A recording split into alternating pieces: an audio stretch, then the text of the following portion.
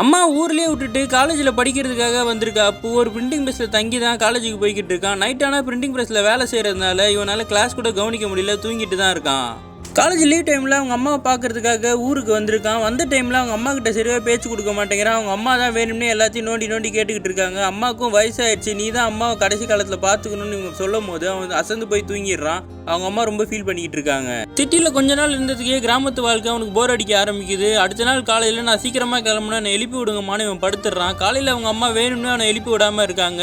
கொஞ்ச நேரம் கழிச்சு எழுப்பி விட்டதுக்கப்புறம் இவன் ஓடி போய் ட்ரெயினை பார்க்குறான். ட்ரெயினும் மிஸ் ஆகிடுது. திரும்பி இனிமேல் இங்கே வரவே கூடாதுன்ற மாதிரி முடிவெடுக்கிறான். இவன் போய் 2 மாதம் ஆகுது, திரும்பி வரவே இல்லை. அவங்க அம்மாவும் ஒன்று பார்க்கணும் போல இருக்குன்னு லெட்டர் போட்டு அதை கண்டுக்காமலே இருக்கான். இவங்க அம்மாவும் அவனே நினச்சிக்கிட்டு உட்காந்துருக்காங்க. ரொம்ப முடியாமல் போயிடுது இவங்களுக்கு. அவன் வருவான்னு சொல்லிட்டு வாசலையும் வர ட்ரெயினையுமே பார்த்து உட்காந்துக்கிட்டு இருக்காங்க. கடைசியாக ஒரு நாள் இவனுக்கு நியூஸ் வந்த உடனே இவன் கிளம்பி அவங்க அம்மாவை பார்க்கறதுக்காக வரான். சுற்றி முற்றி தேடி பார்க்குறான். அவங்க அம்மாவை எங்கேயுமே காணும். ஒரு தாத்தா மட்டும் நிற்கிறாரு. அவங்க அம்மாவோட இறுதி காரியத்தெல்லாம் முடிச்சுட்டு அஸ்தியை மட்டும்தான் கையில் வச்சுருக்காங்க. அதை நினச்சி அவன் அழுதுகிட்டு இருக்கான்.